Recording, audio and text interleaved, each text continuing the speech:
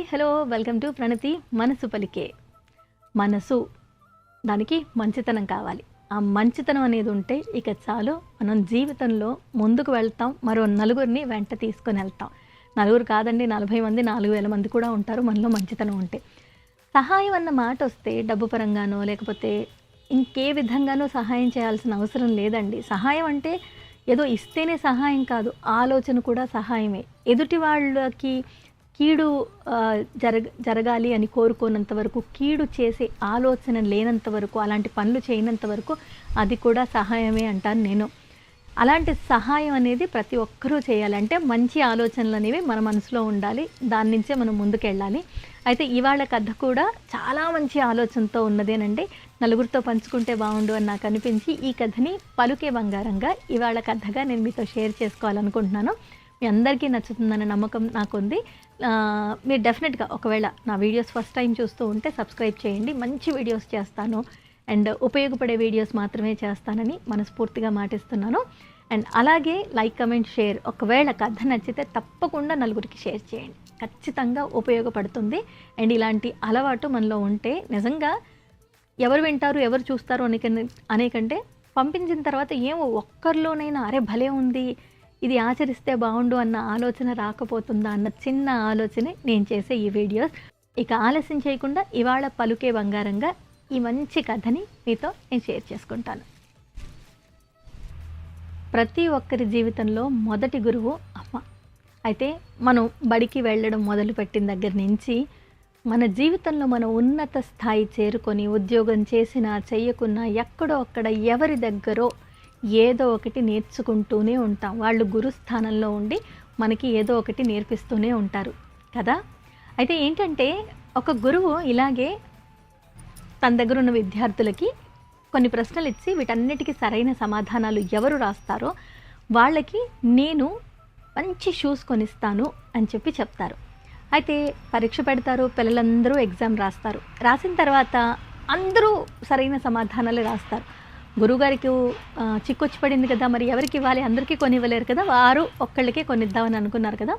అప్పుడు గురువు ఏం చేస్తారంటే, సరే ఒక పని చేయండి, మీరందరూ మీ పేర్లు ఒక చిట్టి రాసి ఇదిగోండి ఈ బాక్స్లో వేయండి, నేను చిట్టీలు అంతా కలిపి ఒకటి తీస్తాను, ఎవరి పేరైతే వస్తుందో వాళ్ళకి నేను షూ కొనిస్తాను అని చెప్పి చెప్తారు. సరే పిల్లలందరూ వాళ్ళ వాళ్ళ పేర్లు రాసి ఆ బాక్స్లో వేస్తారు. టీచర్ తీస్తారు, ఒక చీటీ వస్తుంది, ఆ చీటీలో మాల అని పేరు ఉంటుంది. అయితే ఆ మాల అనే అమ్మాయికి టీచర్ ఈ షూస్ కొనిస్తానని చెప్పి షూస్ కొనిస్తారు. మిగిలిన చీటీల్ని ఆవిడ ఇంటికి తీసుకొస్తారు. ఒక్కొక్కటి తీసి చూస్తే ఆవిడ కళ్ళల్లో కన్నీళ్ళు ఆగవు. అయితే వాళ్ళ భర్త వచ్చి, ఎందుకు ఇచ్చేసావు కదా, ఎందుకంత బాధపడుతున్నావు అన్నప్పుడు ఆ చీటీల గురించి భార్య అంటే గురువుగారి స్థానంలో ఉన్న ఆవిడ వాళ్ళ భర్తకు చెప్తుంది ఏంటంటే, అన్ని చీటీల్లో మాల అన్న పేరే రాసింది.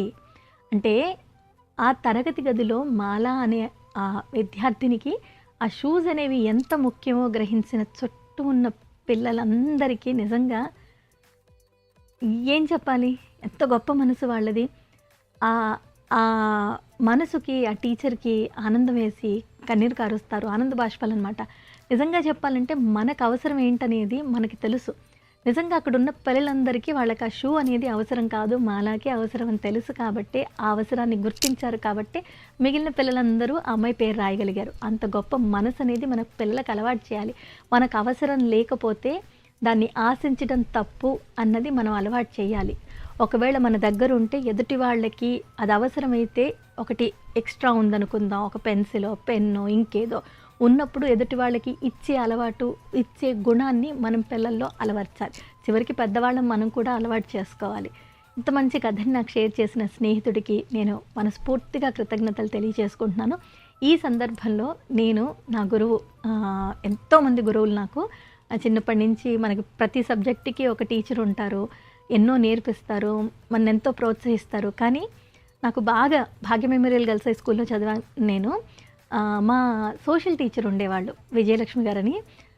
ఎందుకో తెలీదు, ప్రతి కాంపిటీషన్కి నన్ను తీసుకెళ్ళి నేను గెలుస్తానన్న నమ్మకంతో నన్ను వెంట పెట్టుకుని వెళ్ళి, నేను చాలా సన్నగా ఉండేదాన్ని అనమాట. అప్పుడు ఆ టీచర్ ఎక్కడికి వెళ్ళినా కూడా, మా టీచర్ గారు ఫ్రూట్స్ కొనివ్వడం, జ్యూస్ కొనివ్వడం, నన్ను కన్న కూతురులా, స్టూడెంట్ కంటే అక్కడ కన్న కూతురులా చూసుకొని నన్ను కాంపిటీషన్స్‌కి తీసుకెళ్ళి నేను గెలుస్తానన్న నమ్మకంతో నన్ను చాలా అంటే చాలా ప్రోత్సహించారు.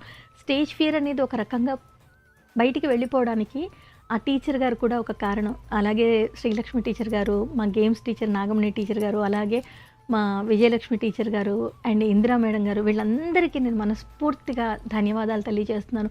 అలా నాకు చదువు చెప్పిన గురువు దగ్గర, మా అమ్మ దగ్గర నుంచి ఇప్పటిదాకా నేను ఎవరి దగ్గరో ఏదో ఒకటి నేర్చుకుంటూనే ఉంటాను. అలాంటి గురుస్థానంలో ఉన్న వాళ్ళందరికీ మనస్ఫూర్తిగా థ్యాంక్స్ చెప్తున్నాను. మనకు అవసరం లేకపోతే ఎదుటి వాళ్ళకి అందివ్వాలి, ఎదుటి వాళ్ళకి ఆశించకుండా ఇచ్చేయాలి అన్న గుణాన్ని మనలో పెంపొందించుకొని మరో నలుగురికి ఈ అలవాటు వస్తే బాగుండని కోరుకుందాం. And thank you all so much ఈ కథ విన్నందుకు. నచ్చితే లైక్, కమెంట్, షేర్ మర్చిపోవద్దు. షేర్ అసలు మర్చిపోవద్దు. అండ్ సబ్స్క్రైబ్ చేయకపోతే సబ్స్క్రైబ్ చేయండి. మరిన్ని మంచి వీడియోస్తో నేను మీ ముందుకు వస్తాను. మీకు కూడా నేను ఎలాంటి వీడియోస్ చేస్తే బాగుంటుందో మీరు చెప్పాలనుకున్నా, లేకపోతే ఏమైనా కథలు, మీ ఎక్స్పీరియన్సెస్ నలుగురితో చెప్తే బాగుండు అని షేర్ చేసుకోవాలనుకున్నా తప్పకుండా prematomeepranvi@gmail.comకి మీరు మెయిల్ చేయండి. మీ పేరు చెప్పి మరో నలుగురికి ఆ మాటని నేను చేరవేస్తాను. మరి మరొక వీడియోలో కలుద్దామా? ఇప్పటికైతే ఉంటాను. ప్రేమగా మీ ప్రణతిగా. అందరికీ ధన్యవాదాలు. మీరందరూ బాగుండాలి, అందులో నేను ఉండాలి. బాయ్.